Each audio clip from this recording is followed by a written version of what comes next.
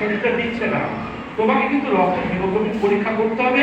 কারণ রক্তের হিমোগ্লোবিন পরীক্ষা না করলে তুমি কিন্তু এটাকে ওভারকাম করতে পারবে না অ্যাবসলিউটলি।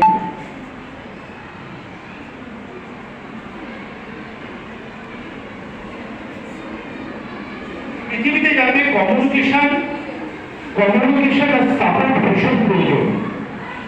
জানবে পৃথিবীতে সব থেকে বড় বন্ধু হচ্ছে বাবা এবং মা। এটা তোমাদের মানতে হবে। কিন্তু আমি জানি বাবা মা সবকিছুতে বারণ করেন, সবকিছুতে আটকান, সবকিছুতে হয়তো বেশি রেস্ট্রিকশনস করেন, কিন্তু মাথায় রেখো এই দুটো আনকন্ডিশনাল ফ্রেন্ড গড তোমাদেরকে গিফট করেছেন লাইফে। সুতরাং বাবা মাকে যাই হোক না কিছু লুকিও না, বাবা মাকে সবকিছু বলো। হ্যাঁ, হয়তো হতে পারে সবার বাবা মা একটু কেউ কেউ রাগ করে বলতে পারেন, কিন্তু দিনের শেষ টাইমে বাবা মার মতো বন্ধু হয় না, নিজের শিক্ষিকার মতো বন্ধু হয় না। তোমাদের যদি কোথাও কোনো সমস্যা থাকে, পারিবারিক সমস্যা থাকে, অবশ্যই নিজেদের ম্যামদের সাথে, নিজেদের শিক্ষিকাদের সাথে সেটা নিয়ে কথা বলবে, আলোচনা করবে। তারা তোমার সঠিক জীবনের পথ প্রদর্শক, তারা সঠিক পথ তোমাদের জীবনে দেখাবে। আর কমিউনিকেশনটা ভীষণ প্রয়োজন, তোমাদের জানাতে হবে। মাথায় রেখো, আমি পৃথিবীর 48খানা দেশে কাজ করেছি, 48 কান্ট্রিতে আমি গেছি। আমি তোমাদের একটা কথা বলছি, জেনে রাখবে পড়াশোনা আমাদের জন্য যতটা প্রয়োজন, ঠিক ততটা প্রয়োজন কিন্তু এক্সারসাইজ ছাড়া কিন্তু তোমরা কখনো কোনো অবস্থায় পড়াশোনায় বেস্ট রেজাল্ট করতে পারবে না। কারণ আমরা এক্সারসাইজ করলে আমাদের শরীরে এমন কিছু হরমোন তৈরি হয় যে হরমোনগুলো কিন্তু আমাদের একাগ্রতা বাড়ায়। সুতরাং এক্সারসাইজ, ডান্স, জিম, যোগা, যে যেটা করো সেটা রেগুলার বেসিসে প্র্যাকটিস করবে। এর বাইরে তোমরা জেনে রাখবে মেডিসিনাল প্ল্যান্টের উপর বা আমাদের চারপাশে যে টোটাল এত গাছপালা আছে, সেই গাছপালাগুলো সম্বন্ধে তোমাদের জানাটা ভীষণ প্রয়োজন। তার জন্য তোমরা উইকিপিডিয়া কিংবা ওয়েবসাইটে গিয়ে তোমরা স্টাডি করবে যখন সময় পাবে। মেডিসিনাল প্ল্যান্ট, এই মেডিসিনাল প্ল্যান্টের উপর ওয়ার্ল্ড ওয়াইড কত বড় কাজ হচ্ছে, কত বিশ্ববিদ্যালয়ে কাজ হচ্ছে। আমার নিজের কাজ আছে, যাদবপুর বিশ্ববিদ্যালয় আমাকে হেরিটেজ সম্মান দিয়েছে এবং আমার ওষুধ আবিষ্কারের জন্য আমাকে ইনোভেশন সম্মান দিয়েছেন মাননীয় ডিন এবং ভাইস চ্যান্সেলর। আমার মেডিসিনাল ফর্মুলেশন প্রচুর বিশ্ববিদ্যালয়ে রিসার্চ অ্যান্ড ডেভেলপমেন্ট হয়েছে, যাতে এর 99% রয়েছে বিভিন্ন ভেষজের এক্সট্রাক্ট। যেমন ধরো আজকে ডায়াবেটিস হচ্ছে একটা মেটাবলিক ডিজিজ, কোনো জীবাণু থেকে হয় না। এটা কিছুটা বংশগত, কিছুটা লাইফস্টাইল। তোমরা অবাক হয়ে যাবে, আমাদের প্রকৃতিতে গাইডেনা সিলভেস্টার, গুগল করে দেখবে গাইডেনা সিলভেস্টার, যার 27 নাম মানুষ জানেন মেসোস্টেমি হিসেবে। এই গাইডেনা সিলভেস্টার এমন একটা ভেষজ যেটা সেমিডেজের ব্লাড সুগারকে কত নম্বর নামিয়ে আনতে পারে, কিন্তু মানুষ জানে না। তারা শুধু ইনসুলিন আর ওষুধ খেয়ে যাচ্ছে, তারা শুধুমাত্র কিন্তু তাদের বিভিন্ন রকম যে কেমিক্যাল ওষুধ যেগুলোর অনেক সাইড এফেক্ট, সেগুলো ইউজ করছেন। আমরা সবসময় বলি chemical for industry, not for our health. Life saving পারপাসে আমাদের অবশ্যই সব রকম ওষুধ খাওয়ার প্রয়োজনীয়তা আছে, কিন্তু যখন কোনো মেটাবলিক ডিজিজ, দেখবে থাইরয়েডের পেশেন্টদের সারা জীবন ওষুধ খেতে বলা হয়, ব্লাড প্রেশারের রোগীদের সারা জীবন ওষুধ খেতে বলা হয়, যেমন ডায়াবেটিসের রোগীদেরও সারা জীবন ওষুধ খেতে বলা হয়। কারণ আমাদের প্যানক্রিয়াসের আইলেস্ট অফ লার্নার হিসেবে বিটা সেল থেকে ইনসুলিন সিক্রেশন প্রায় বন্ধ হয়ে যায়। এর অনেক কারণ থাকে, বংশগত কারণ থাকে, আবার লাইফস্টাইল ডিজিজও বলি আমরা, এটা যেহেতু মেটাবলিক ডিজিজ। মনে রেখো, শরীরে অতিরিক্ত ফ্যাট আসছে মানেই কিন্তু সিস্ট থেকে সমস্যা শুরু হয় এবং আরো অনেক অসুখ বিসুখের শেষ হয়। তার জন্য সবসময় চেষ্টা করবে সিম্পল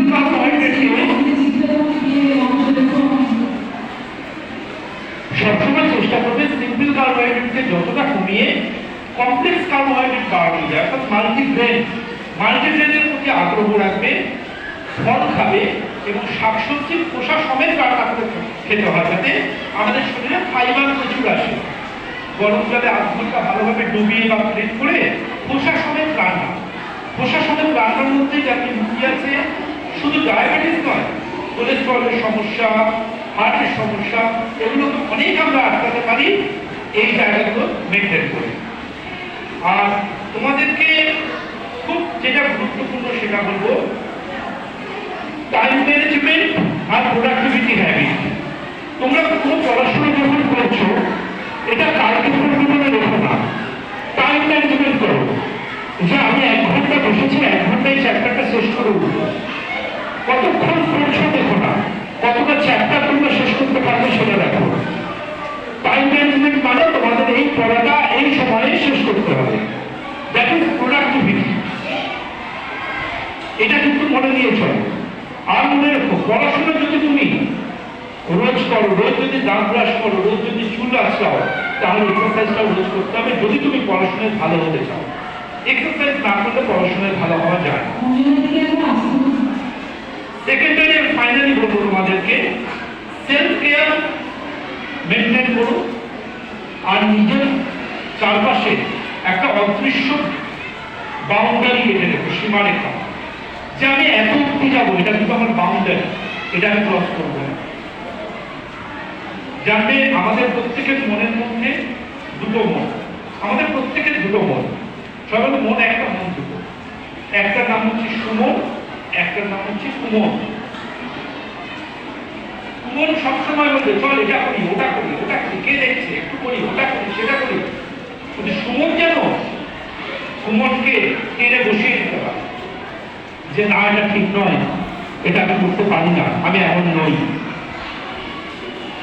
সুমন আর কুমনের লড়াই যেন সবসময় সুমন যেতে, কুমন যেন হেরে যায়। সেলফ রেসপেক্ট, সেলফ বাউন্ডারি, এগুলো কিন্তু ভীষণ ইম্পর্ট্যান্ট। নিজেদের শিক্ষিকাদের থেকে জানবে গুড টাচ কি, ব্যাড টাচ কি, এগুলো শিখতে হবে তোমাদের, জানতে হবে তোমাদের। কারণ তোমাদের মধ্যেই লুকিয়ে আছে আমাদের দেশের ভবিষ্যৎ। আর সবকিছুর বাইরে গিয়ে যেটা মেনটেন করবে, দ্যাট ইজ সেলফ কেয়ার। আর সেলফ কেয়ারের ভীষণ প্রয়োজন। যাই খাবে জেনে রেখো, সাবান দিয়ে তোমরা হাত ধরো। আমাদের জানো তো 90% অসুখ আসে গাঠের বা পেট থেকে। আমাদের ব্রেন, সবাই মানে এটা ব্রেন, কিন্তু আমাদের শরীর সুস্থ রাখার ব্রেন থাকে আমাদের গাটে, অর্থাৎ আমাদের পেটের মধ্যে। যদি পেটের কোনো সমস্যা ফিল করো, জেনে রাখবে এটা তোমার ফুল বডির উপর এফেক্ট ফেলবে। আমাদের রোগ প্রতিরোধ ক্ষমতাও কিন্তু গাট রোগের সাথে রিলেটেড, কারণ ওখানে অনেক উপকারী ব্যাকটেরিয়া থাকে। আর একটা কথা মনে রাখবে, সেই কথাটা হচ্ছে সেলফ রেসপেক্ট মেনটেন করবে, আত্মসম্মান করবে। সেলফ রেসপেক্ট সব থেকে দামি।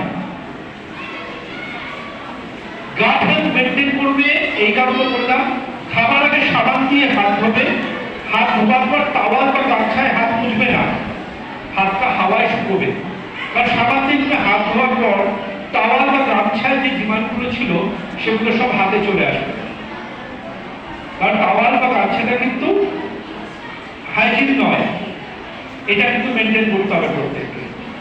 আর সবসময় মনে রাখবে সাইকোলজিক্যাল হেলথ নেবে, মানসিক সমস্যা। তোমাদের সমাজে দেখবে চারদিকে অনেক মানুষ আছেন স্কুলের বাইরে, যে মানুষের সবাই ঠিকঠাক নয়। যখনই কোনো দেখবে যে কোনো জায়গায়, সেটা পড়াশোনার চাপ হোক, মেন্টাল স্ট্রেস হোক, পারিবারিক চাপ হোক, কিংবা বাইরের পৃথিবীর যে কোনো চাপ হোক, তোমরা কিন্তু তোমাদের ম্যামদেরকে জানাবে। ওনারা কিন্তু তোমাদের সঠিক গাইড দেবেন কিভাবে তোমরা সেটাকে ওভারকাম করতে পারবে। সাইকোলজিক্যাল হেলথটা কিন্তু ভীষণ প্রয়োজন, ওটা ছাড়া কিন্তু তোমরা তোমাদের নিজেকে সেরা করতে পারবে না। আর এই মেডিসিনাল প্ল্যান্ট নিয়ে ধরো প্রত্যেকেরই ছাদে কিছু ফুল গাছের টব থাকে তো, ওখান থেকে কিছু ফুলের টবকে বাদ দিয়ে যদি তোমরা কিছু গাছপালা ওখানে তোমরা রাখো এবং তোমাদের শরীর খারাপ হলে সেগুলো যদি ব্যবহার করা হয়, তোমরা অবাক হয়ে যাবে যে সত্যি সত্যি সেই গাছপালার এফেক্টে তোমরা কিন্তু কতটা ভালো আছো। প্রয়োজন সঠিকভাবে সেই গাছপালাগুলোকে তোমাদেরকে চিনিয়ে দেওয়া, যার জন্য ভারত সরকারের আয়ুষ মন্ত্রক তাদের ওয়েবসাইটে বিদ্যালয় স্তরে কিন্তু এই মেডিসিনাল প্ল্যান্টের উপর প্রচুর ক্যারিকুলাম নিয়ে আসছেন আগামী দিনে, যেগুলো তোমাদের স্কুল থেকেও শেখানো হবে। তোমাদের সবটাই বলবো যে অনেক থ্যাংকস। আমি বেশি সময় নেবো না, আমি বুঝতে পারছি ছুটির সময় হয়ে গেছে তোমাদের। তোমাদের কারো কিছু প্রশ্ন থাকলে আমি করতে পারবো, যে কোনো বিষয়ে প্রশ্ন বলো। কি নাম তোমার? বেশ,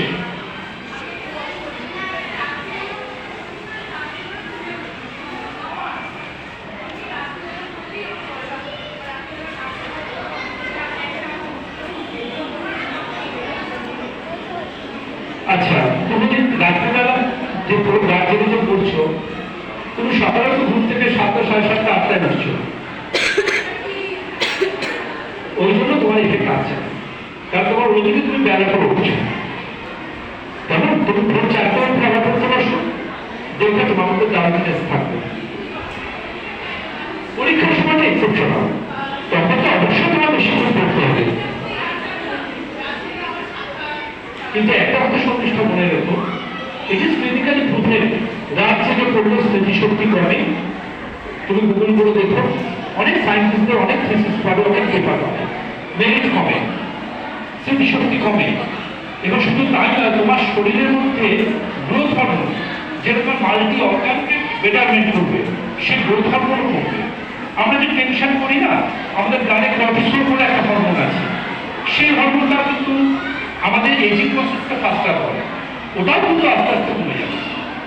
সুতরাং রাত জেগে পড়লে তুমি হয়তো পড়াটা মনে রাখতে পারছো, কারণ কি তুমি ও পাশে দেরি করে উঠছো। তোমার এখানে অনেক বন্ধুরা আছে, তাদেরকে জিজ্ঞাসা করো, তারা সকাল 6:30টার মধ্যে ঘুম থেকে উঠে পড়ে, কিন্তু তারা রাত্রিতে 11টায় শুতে যায়।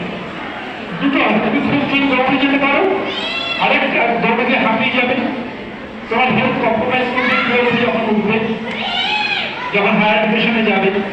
আরেকটা হচ্ছে তুমি এখন থেকে নর্মাল ভাবে পড়ছো, শরীরকে গুরুত্ব দিয়ে সারা বছর পড়ছো, এত পরীক্ষার সময় না বেশি পড়তে হয়। পরীক্ষার সময় রাত জাগে তারাই কিন্তু বেশিরভাগ, যারা আগে একটু পড়াশোনাটা সেই অর্থে অতটা স্পিডি করে না। র্যাবিট আর র্যাটের রেসটা মনে আছে তো? র্যাবিট আর টর্টয়েজের রেসটা, আমি কিন্তু সবসময় টর্টয়েজের দল। তুমি প্রত্যেকদিন ঘড়ি ধরে রুটিন করে পড়ো, যাতে পরীক্ষার সময় তোমাকে টেনশনে রাত্রি 2-3টে অবধি করতে হবে।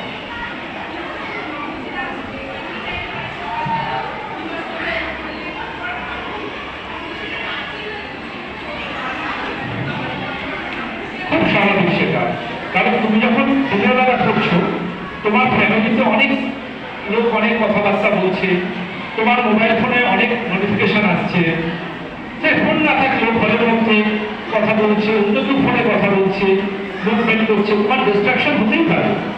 তোমার কিন্তু রাত্রিবেলা চারদিকটা শান্ত থাকে, রাত্রি স্বাভাবিক মনে। ধরো তুমি এখন বাড়ি যাবে, তোমার রাস্তায় অনেক ট্রাফিক, তোমার এখান থেকে বাড়ি যেতে 20 মিনিটস টাইম লাগলো, কিন্তু তুমি যদি এটা রাত্রে 2টোর সময় যাও, তুমি 5 মিনিটে পৌঁছে যাবে, কারণ তখন ট্রাফিক থাকবে না। পড়াশোনার সময় তোমার ঘরের মধ্যে তখন অনেক অ্যাক্টিভিটি, কিন্তু রাত্রিবেলা নিস্তব্ধ, তুমি ওই সময় প্রোডাক্টিভিটি দিতে পারছো। তুমি পড়তে পারো, কিন্তু ওবার সময় দেরি করে উঠতে পারো। আমরা এটাকে উইকেন্ড স্টাডি করি, শনিবার রাত্রে তুমি পড়তে পারো, ছুটির দিনের আগের দিন রাত জেগে পড়তে পারো, ওদিকে বেলা করে উঠতে, সেটা মেনে নেওয়া যাবে। কিন্তু রেগুলার রাত যদি তুমি জানো, হেলথ কিন্তু 24টা কম্প্রোমাইজ হবেই হবে। বলো আর কেউ বলো। মোটামুটি ভাবে আমাদের ভারতীয়দের 20 থেকে 21 ভারতীয়, কিন্তু সাথে ডিপেন্ড করবে বাবা মার হাইট, আর ডিপেন্ড করবে নিজের নিউট্রিশনাল ভ্যালু, ব্যালেন্স ডায়েট কিনা, আর মেনটেন করবে তুমি কতক্ষণ ঘুমাচ্ছ। বলো আর কেউ বলো।